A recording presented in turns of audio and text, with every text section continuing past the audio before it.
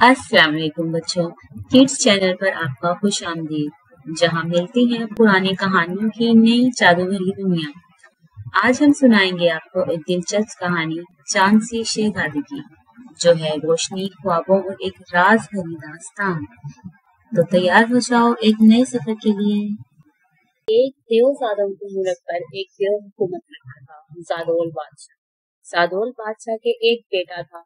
अल्लाह ताला ने उसको सिर्फ एक ही बेटा दिया था। जादोल बादशाह ने अपने इस बेटे को अपने मुल्क का एक बहुत बड़ा हिस्सा दे दिया था और उसे कह दिया था तो मेरी जिंदगी में ही इस पर हुकूमत करने लगी। जिस पर वो हुकूमत करने लगा था, जादोल बादशाह ने अपने बेटे को, जिसका नाम शाह देव था, मुल्क का जितना हिस्सा दिया था उस हिस्से में देव की 62 चौकियां थी।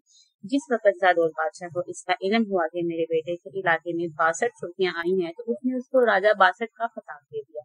शादियों की तमाम रियाया भी उसको राजा बासठ ही कहने लगी।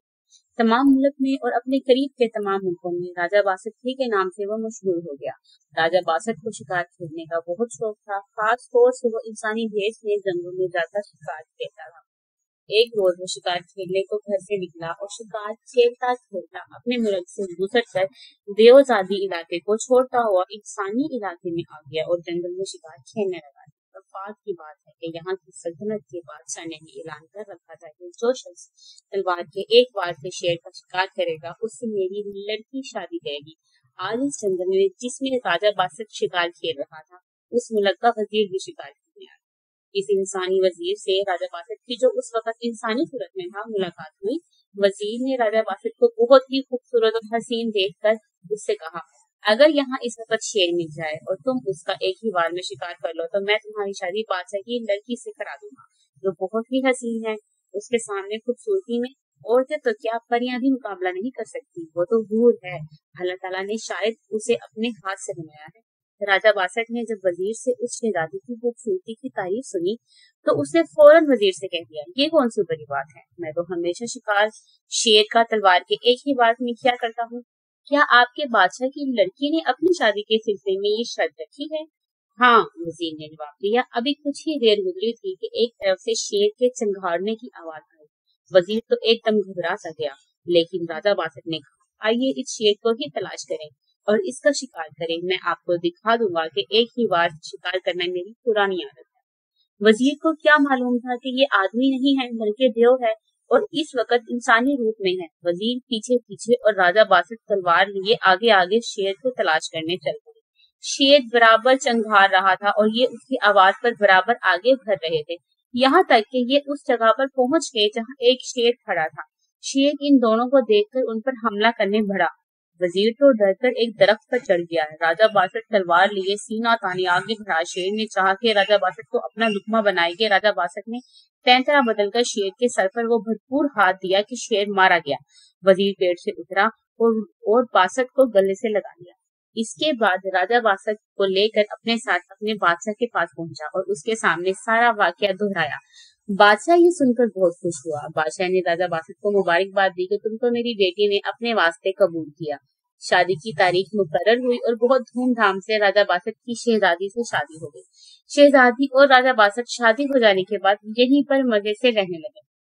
शहजादी की खूबसूरती वाकई ऐसी ही थी कि राजा बासठ अपनी सल्तनत, तख्त ताज और अपने मुल्क को ऐसा भूला कि वापस लौटने का नाम न लिया। उधर राजा बासठ के माँ बाप और तमाम रियाया परेशान हो गई कि राजा बासठ ही मारा तो नहीं गया या कहीं इंसानी मुल्क में फंस तो नहीं गया। जब काफी दिन गुजर गए और राजा बासठ न आया तो उसके बाप जादोल देव ने दरबार मुनक्कद किया और तमाम बड़े बड़े देवों को बुलाया। उनसे मशवरा किया कि राजा बासठ को कहाँ और किस तरह तलाश किया जाए। एक देव ने आगे बढ़कर कहा, हजूर, मेरा मशवरा ये है कि मैं इंसानी भेष में इंसानी मुल्कों में जाता हूँ। हो ना हो राजा बासठ किसी इंसानी मुल्क में जा फंसा है, लेकिन मुझे आप 1 महीने की मोहलत दें। जादोल बादशाह ने उस देव को मोहलत दे दी और वो दरबार शाही से रुखसत हुआ और एक तरफ का रुख किया। चलते चलते उड़ते उड़ते वो देव बहुत से मुल्कों में से होता हुआ और इन मुल्कों में राजा बासठ को तलाश करता हुआ उस मुल्क में आ पहुंचा जिस मुल्क में राजा बासठ था। ये देव उस इंसानी मुल्क में इंसानी भेष में दाखिल हुआ। चूंकि इंसानी मुल्कों में देव को देखकर लोग डर न जाएं, उसने और मुल्कों की तरह यहाँ भी पता चलाया कि राजा बासठ यहाँ है या नहीं।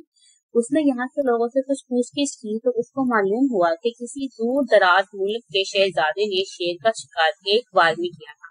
اور شادی کے لیے یہی اس ملک کی شہزادی کی شرط تھی۔ وہ شہزادہ شہزادی سے شادی کر کے یہی شاہی محل میں رہنے لگا ہے۔ دیو نے دل میں کہا کہ بس ہو نہ ہو وہ راجہ باسط ہی ہے۔ اس نے وہاں 2-4 جاسوس عورتیں بلائیں اور ان سے کہا کہ تم پتہ چلاؤ، میں تم کو بہت سا انعام دوں گا۔ ان عورتوں نے لاکھ کوشش کی لیکن کوئی پتہ نہ چلا۔ اب دیو کو بہت فکر ہوئی۔ وہ تو صرف 1 مہینے کا وعدہ لے کر آیا، ایک انگالی اس انگوٹھی کا نکالنا تھا کہ اس کی آن میں ایک دیونی سامنے آ کر کھڑی ہو گئی۔ دیو نے کہا، میں بھی دیو ہوں، میں نے یہاں انسانی بھیس کیا ہوا ہے، تم بھی میرے ساتھ انسانی بھیس میں آ جاؤ۔ ایسا نہ ہو کہ میرے یہاں کمرے میں کوئی انسان آ جائے اور تم کو دیکھ کر ڈر جائے۔ جب تم انسانی بھیس میں آ جاؤ گے تو پھر ہم اس کے بعد اطمینان سے تمہیں بتاؤں گا کہ میں نے تم کو کیوں بلایا ہے۔ دیونی نے کہا، بہت اچھا۔ یہ کہتے ہی دیونی نے ایک عورت کا بھیس بدل لیا۔ اب یہ دونوں دیو اور دیونی ایک مرد اور ایک عورت کی شکل ہو کر بیٹھ گئے۔ دیو نے دیونی سے کہا، لو اب سنو، میں نے تم کو کیوں تکلیف دی ہے۔ میرا نام گھوڑال دیو ہے، میں یہاں شہزادے راجہ باسط کو تلاش کرنے آیا ہوں۔ مجھے جاسوسی کے سلسلے میں تمہاری ضرورت پڑی ہے۔ تم کو معلوم ہے کہ راجہ باسط کتنے عرصے سے لاپتہ ہے، مجھے شبہ ہے کہ وہ یہاں ہے اور تم بہرحال دیو زادیوں میں بہترین جاسوسہ ہو۔ یہ کام اب تمہارے سپرد ہے کہ تم یہاں کے بادشاہ کے شاہی محل میں جاؤ اور وہاں جا کر پتہ چلاؤ کہ یہاں کے راجہ کا داماد راجہ باسط تو نہیں ہے، اور جب بھی پتہ چل جائے تو اس کو کسی نہ کسی صورت سے ایک انسانی شہزادی سے نفرت دلا کر یہاں سے چھٹکارا دلا دو۔ دیونی نے کہا، آپ فکر نہ کریں، یہ کون سی بڑی بات ہے، آپ بالکل فکر نہ کریں، میں ابھی جاتی ہوں، لیکن مجھے زیادہ نہیں تو کم از کم 5 روز کی مہلت دے دیں۔ دیو نے کہا، اچھا جاؤ، تمہیں 5 روز کی مہلت دی جاتی ہے، لیکن 5 روز کے اندر یہ کام ہو جائے۔ دیونی نے کہا، بہت اچھا۔ وہ دیو کے پاس سے رخصت ہوئی اور انسانی شکل میں منہاری یعنی چوڑیاں پہنانے والی بن کر شہزادی کو چوڑیاں پہنانے کے بہانے سے شاہی محل میں داخل ہوئی۔ محل میں آ کر وہ شہزادی سے ملی، اس کو چوڑیاں پہنائی اور اس سے پوچھا، تیرا شہزادہ کس ملک کا رہنے والا ہے؟ شہزادی نے جواب دیا، مجھے معلوم نہیں۔ اس نے باتوں ہی باتوں میں پھر شہزادی سے پوچھا، شہزادہ اور تم دونوں ایک ہی خوان میں کھانا کھاتے ہو؟ شہزادے نے جواب دیا، نہیں، ہم دونوں کا کھانا علیحدہ علیحدہ خوانوں میں لگ کر آتا ہے۔ دیونی نے شہزادی سے کہا، واہ، تم کیسے میاں بیوی ہو کہ آپس میں اتنی محبت بھی نہیں رکھتے کہ ساتھ کھانا ہی کھا لو۔ معلوم ہوتا ہے کہ شہزادہ تم سے نفرت کرتا ہے، ورنہ وہ علیحدہ خوان میں کبھی کھانا نہ کھاتا۔ اس کے بعد پھر بولی، دیکھو، آج جب وہ آئے تو تم شہزادے سے کہنا کہ میں اور تم دونوں ایک ہی خوان میں کھانا کھائیں گے۔ شہزادی نے کہا، بہت اچھا۔ دیونی جاسوسہ منہاری کے بھیس میں ہی محل سے باہر آ گئی۔ شام کو راجہ باسط شکار کھیل کر واپس آیا، اس نے کھانا مانگا۔ لونیوں نے روزانہ کے طریقے پر 2 خوانوں میں کھانا لگا کر پیش کیا۔ شہزادی نے کہا، آج میں اور آپ ایک ہی خوان میں کھانا کھائیں گے۔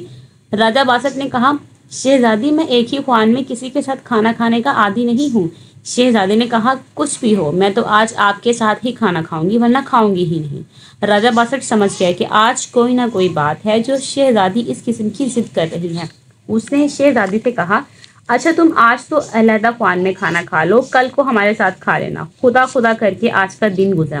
دوسرا دن آیا۔ وہ دیونی جاسوسہ آج عطر فروشی کے بھیس میں تیل، پھل اور عطر وغیرہ لے کر شاہی محل میں آئی اور شہزادی سے ملی، عطر، تیل وغیرہ دیا اور کہا، اگر تمہاری اور شہزادے کے مسحریوں کے درمیان میں کوئی لوہے کی چیز ہوئی تو میرے عطر کی خوشبو شہزادے تک نہیں پہنچے گی، ورنہ میرا عطر آپ کی شہزادے کو بہت پسند آئے گا۔ شہزادی نے کہا، کیا مطلب ہے لوہے کی چیز کو؟ میں نہیں سمجھی۔ جب سے میری شادی ہوئی ہے، شہزادہ ہمیشہ میری اور اپنی مسحری کے درمیان اپنی تلوار رکھ کر سوتا ہے۔ دیونی نے کہا، غضب خدا کا، کہیں میاں بیوی کے درمیان میں تلوار رکھی جاتی ہے؟ تم کو نیند کیسے آتی ہے؟ ڈر نہیں معلوم ہوتا؟ دیکھو، آج رات کو سونے کے لیے لیٹو تو شہزادی سے کہہ دینا کہ تم یہ تلوار درمیان سے ہٹاؤ۔ اگر شہزادہ تلوار درمیان سے نہ ہٹائے تو تم کہنا کہ مجھے ڈر لگتا ہے۔ یہ کہہ کر وہ دیونی چلی گئی۔ رات کو راجہ باسط پھر شکار کھیل کر محل میں آیا۔ سب سے پہلے تو شہزادی ایک خوان میں کھانا کھانے پر بضد ہوئی۔ جب راجہ باسط نے ساتھ کھانا نہ کھایا اور آج بھی شہزادی کو بہانوں سے ٹال دیا تو کھانا ویسے ہی واپس کر دیا گیا اور دونوں بھوکے ہی سونے کے لیے لیٹ گئے۔ سوتے وقت جب شہزادے نے دونوں مسحریوں کے بیچ میں تلوار رکھی تو شہزادی اٹھ کر بیٹھ گئی اور کہا، یہ تلوار درمیان سے ہٹاؤ، مجھے خوف معلوم ہوتا ہے۔ راجہ باسط نے شہزادی کو بہت اطمینان دلایا کہ تم ڈرو مت، یہ ہمارے ہاں کا دستور ہے۔ بڑی بڑی خوشامد اور درآمد کر کے راجہ باسط نے شہزادی کو سلایا۔ راجہ باسط کو شبہ ہو گیا کہ اس کو کسی نے بہکایا ہے۔ راجہ باسط اسی فکر میں رات بھر جاگتا رہا۔ صبح کو پھر شکار کو چلا گیا۔ آج پھر دیونی جاسوسہ سرمے سرمے والی بن کر محل میں آئی اور شہزادی کو سرما اور مسیح دیا۔ سرما مسیح دیکھ کر اس نے شہزادی سے کہا، تم نے کبھی اپنے شہزادے سے اس کی ذات پوچھی ہے؟ شہزادی نے کہا، نہیں، میں نے کبھی نہیں پوچھی۔ اس نے کہا، واہ، تم نے بھی کمال کیا، شادی کر لی اور ذات نہ پوچھی۔ آج اپنے شہزادے سے ذرا پوچھنا تو صحیح کہ تمہاری ذات کیا ہے۔ جب تک وہ ذات نہ بتائے، نہ کھانا، نہ پینا اور نہ سونا، نہ بولنا۔ یہ کہہ کر وہ محل سے چلی گئی۔ شام ہوئی تو راجہ باسط محل میں آیا۔ شہزادی نے آتے ہی اس سے کہا، آج میں ایک سوال کرتی ہوں، اب وعدہ کیجیے گا کہ اس سوال کا جواب ٹھیک ٹھیک دیں گے۔ راجہ باسط بہت گھبرایا، لیکن ڈرتے ڈرتے اس نے کہا، پوچھو، کیا پوچھتی ہو؟ شہزادی نے کہا، نہیں، پہلے آپ وعدہ کیجیے کہ سچ سچ جواب دو گے۔ راجہ باسط نے کہا، ہاں ہاں پوچھو، میں سچ سچ جواب دوں گا۔ شہزادی نے سوال کیا، بتائیے کہ آپ کی ذات کیا ہے؟ راجہ باسط کا یہ سننا تھا کہ اس کے چہرے کا رنگ اڑ گیا۔ اس نے شہزادی سے کہا، میں بتانے کو تیار ہوں، لیکن اس میں تم کو نقصان پہنچے گا اور تم پچھتاؤ گے کہ میں نے ذات کیوں پوچھی۔ اچھا ہو کہ اگر تم میری ذات نہ پوچھو۔ شہزادی نے کہا، کیوں؟ ذات بتانے میں کون سی بات ہے جس سے مجھے نقصان پہنچے گا؟ کیا تمہاری ذات میں کچھ کھوٹ ہے؟ شہزادی نے کہا، میں نے آج یہ طے کر رکھا ہے کہ جب تک آپ اپنی ذات نہ بتائیں گے، میں کھانا پینا تک حرام سمجھوں گی۔ راجہ باسط نے کہا، میرا کوئی نقصان نہیں، اگر تمہاری یہی ضد ہے تو تم تیار ہو جاؤ اور میرے ساتھ چلو۔ شہزادی نے کہا، ہاں، کہاں چلوں؟ راجہ باسط نے جواب دیا، تمہاری بادشاہت کی سرحد پر ایک مینار ہے، میں اس مینار پر چڑھ کر تم کو اپنی ذات بتا دوں گا۔ شہزادی فوراً تیار ہو گئی اور رات کے وقت ہی راجہ باسط کے ساتھ چل دی۔ دونوں رات میں تمام راستہ طے کر کے سرحد پر پہنچے اور اس مینار تک گئے۔ راجہ باسط نے شہزادی سے کہا، میں ابھی بھی تم سے کہتا ہوں کہ بہتر ہے اگر تم مجھ سے میری ذات نہ پوچھو، ورنہ میں نے تم سے وعدہ کر لیا ہے، میں بتانے کو تیار ہوں۔ شہزادی نے کہا، انسان کی فطرت ہے کہ اگر اس سے کسی بات کو چھپا لیا جاتا ہے تو اس کو حقیقت معلوم کرنے کا اشتیاق بڑھ جاتا ہے۔ میں نے تم سے 3 باتوں کا کہا، لیکن تم تینوں باتوں سے بچتے ہو۔ تم میرے ساتھ ایک خوان میں کھانا نہیں کھاتے، تم اپنی اور میری مسحری کے درمیان تلوار رکھنا نہیں چھوڑتے، تم اپنی ذات بتانے سے کوسوں دور بھاگتے ہو۔ ان باتوں کو چھپانے اور نہ بتانے سے کیا فائدہ ہے؟ راجہ باسط نے کہا، اچھا شہزادی، اگر تم نہیں مانتی تو تیار ہو جاؤ، میں اس مینار پر جاتا ہوں، تم نیچے ٹھہرو، اس مینار کے چبوترے پر بیٹھو، مینار پر پہنچ کر میں تم کو اپنی ذات بتاتا ہوں۔ جس وقت راجہ باسط مینار پر پہنچا، اس وقت رات آدھی سے زیادہ گزر چکی تھی۔ مینار کے چاروں طرف کوسوں تک آبادی نہ تھی۔ شہزادی اس رات کے سناٹے میں تنہا اکیلی مینار کے نیچے کھڑی تھی اور راجہ باسط مینار پر جا پہنچا تھا۔ آخری مرتبہ مینار پر پہنچ کر راجہ باسط نے شہزادی کو آواز دی، دیکھو شہزادی، اب بھی کہنا مانو اور مجھ سے میری ذات نہ پوچھو، ورنہ میں تمہیں بتائے دیتا ہوں کہ تم میری ذات پوچھ کر بعد میں واقعی پچھتاؤ گی، میں تم سے ہمیشہ کے لیے جدا ہو جاؤں گا۔ کیوں جدا ہو جاؤ گے؟ کیا ذات بتانے کے بعد منہ دکھانے کے قابل نہیں رہو گے؟ شہزادی کو شبہ ہو گیا کہ شہزادہ واقعی کسی نیچ ذات کا آدمی ہے۔ اس نے شہزادی سے کہا، چاہے کچھ بھی ہو، میں تو آج تمہاری ذات پوچھ کر ہی رہوں گی۔ شہزادے نے کہا، اچھا تیار ہو جاؤ۔ شہزادی نے کہا، تیار ہو گئی۔ شہزادے نے کہا، ذرا آنکھیں بند کر لو۔ شہزادی نے اطمینان سے آنکھیں بند کر لی۔ شہزادے نے کہا، آنکھیں کھول دو۔ شہزادی نے آنکھیں کھول دی۔ شہزادی نے دیکھا کہ مینار پر رات کی اس تاریکی میں بجائے شہزادے کے ایک بہت ہی ڈراؤنی شکل کا دیو کھڑا ہے۔ اس دیو کی آنکھیں اس طرح روشن ہیں جیسے بجلی کے 2 بلب، سر پر 2 سینگ، دانت، بڑے بڑے ہاتھ پیر، قیامت۔ اب تو شہزادی کی آواز بھی بدل چکی تھی۔ پہلے اس کی آواز انسانوں جیسی تھی، لیکن دیو بننے کے بعد بڑی ڈراؤنی اور گرجدار، دل ہلا دینے والی، جیسے بادل کی گرج۔ اس نے شہزادی سے پوچھا، کیوں؟ دیکھ لی میری ذات یا اب بھی کچھ باقی ہے؟ رات کا وقت، دور دور تک کسی انسان کا نام و نشان نہیں۔ شہزادی تنہا اس کی صورت دیکھ کر اور اس کی آواز سن کر دنگ رہ گئی، آنکھیں پھٹی کی پھٹی رہ گئی، کلیجہ دہل گیا۔ چند لمحے تو اسے ہوش نہ رہا، اس کے بعد وہ مینار کے نیچے بے ہوش ہو کر گر پڑی۔ راجہ باسط شہزادی کو اس عالم میں نہ دیکھ سکا۔ اس نے شہزادی کو کندھے پر ڈالا اور اس کو اس بے ہوشی کے عالم میں ہی اس کے محل کی طرف لے چلا اور اس کی مسحری میں لا ڈالا اور وہاں سے غائب ہو گیا۔ جاسوسہ دیونی یہ دیکھ کر بہت خوش ہوئی اور اس نے دل میں کہا کہ اب میرا کام پورا ہو گیا ہے۔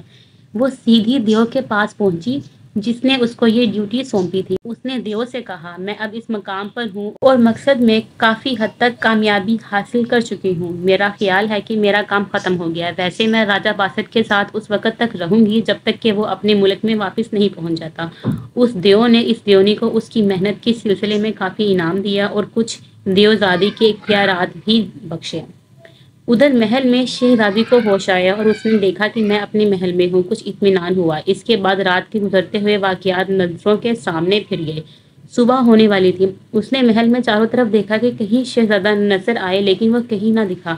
فوراً اسے خیال آیا کہ شہزادے نے یہ کہا تھا کہ میں ذات بتانے کے بعد پھر تمام عمر کے لیے تم سے جدا ہو جاؤں گا۔ معلوم ہوتا ہے کہ اب وہ نہیں آئے گا۔ یہ خیال آتے ہی اس کی نگاہوں میں وہ شہزادے کا دیو کی شکل میں نظر آنے کا منظر پھر گیا اور وہ مارے خوف کے تھر تھر کانپنے لگی۔ اس کو آج معلوم ہوا کہ وہ آج تک ایک انسان ہو کر ایک دیو کی بیوی تھی۔ وہ سوچنے لگی کہ شاید شہزادہ ہی یہاں پہنچا ہوگا، مجھے تو ہوش نہ تھا، شاید میں بے ہوش ہو گئی تھی۔ خدا کی پناہ، کیسی تھی وہ دیو ذات کی شکل۔ اس طرح راجہ باسٹ سیدھا اپنے ملک پہنچا۔ اس کے تمام ملک میں دھوم مچ گئی۔ اس کے ماں باپ کو خبر ہوئی۔ وہ راجہ باسٹ کے پاس آئے اور راجہ باسٹ سے ملے، کچھ حالات معلوم کیے۔ جو دیو اس کا پتہ لگا کر اس دیو کو واپس لایا تھا، اس کو کافی انعام بخشا اور راجہ باسٹ کو اس شہزادی سے شادی کرنے اور انسانی سلطنت میں غائب رہنے کی سزا کے طور پر ایک تیزابی کنویں میں قید کر دیا گیا۔ ادھر شہزادی راجہ باسٹ کے جدا ہونے کے غم میں بیمار ہو گئی۔ ایک فقیر نے شہزادی کو ایک تعویذ دیا کہ تم اس کو اپنے گلے میں پہن لو، جن دیو کے اثرات سے محفوظ رہو گی۔ شہزادی نے اس تعویذ کو گلے میں پہننے کے بجائے ایک ڈبیا میں بند کر کے اپنے محل کے ایک کونے میں دفن کر دیا۔ وہ اس تعویذ کو دفن کر کے لوٹ رہی تھی، اس نے دیکھا کہ ایک عورت اس کے پاس آئی۔ وہ عورت دیونی جاسوسہ تھی۔ اس نے کہا، میں نے تم کو تمہارے شہزادے سے جدا کر دیا ہے، اور پھر سارا قصہ سنایا۔ شہزادی نے کہا، خیر، اب تو جو کچھ ہو گیا سو ہو گیا، لیکن کیا کوئی صورت ایسی ہو سکتی ہے کہ میں ہی راجہ باسٹ کے پاس پہنچ جاؤں؟ اس عورت نے کہا، راجہ باسٹ ایک دیو زادی کنویں میں قید ہے، اس کے باپ کو اپنے قبضے میں کر لو تو وہ آزاد بھی ہو سکتا ہے اور تم اس سے مل بھی سکتی ہو۔ راجہ باسٹ کے باپ کا نام زادول دیو ہے۔ اگر تم اس تعویذ کو جو تم نے ابھی اپنے محل کے ایک کونے میں دفن کیا ہے ایک ڈبیا میں بند کر کے سمندر میں ڈال دو تو زادول بادشاہ تمہارا مطیع ہو سکتا ہے اور تمام عمر کے لیے۔ شہزادی نے فوراً اس تعویذ کو سمندر میں ڈلوا دیا۔ تعویذ کا سمندر میں ڈالنا تھا کہ زادول بادشاہ شہزادی کے سامنے ہاتھ جوڑ کر آ کھڑا ہوا اور اس سے پوچھنے لگا، کیا حکم ہے؟ شہزادی نے کہا، راجہ باسٹ کو رہا کیا جائے۔ زادول دیو نے کہا، بہت اچھا۔ شہزادی کو چند دیونیوں کے ساتھ اس تیزابی کنویں پر بھیجا۔ جب شہزادی کنویں پر پہنچی تو دیکھا کہ اندر راجہ باسٹ قید تھا۔ اس نے راجہ باسٹ کو رہا کر دیا۔ راجہ باسٹ نے جب شہزادی کو دیکھا تو وہ بہت حیران ہوا۔ شہزادی نے کہا، تمہارا باپ میرے قبضے میں ہے، اگر تم اپنے باپ کی خیریت چاہتے ہو تو فوراً انسانی بھیس بدل لو اور میرے ساتھ میرے ملک میں چلو۔ راجہ باسٹ فوراً راضی ہو گیا اور شہزادی راجہ باسٹ کو دوبارہ شہزادہ بنا کر اپنے محل میں لے آئی۔ پھر وہ دونوں ہنسی خوشی زندگی بسر کرنے لگے۔ تو بچوں، یہ تھی کہانی چاند سی شہزادی کی۔ امید ہے آپ کو یہ کہانی پسند آئی ہوگی۔ ایسی اور کہانیوں کے لیے جڑے رہیے کڈس چینل کے ساتھ۔ کہانیاں سنو، خواب بنو۔ ملتے ہیں اگلی کہانی۔ اللہ حافظ۔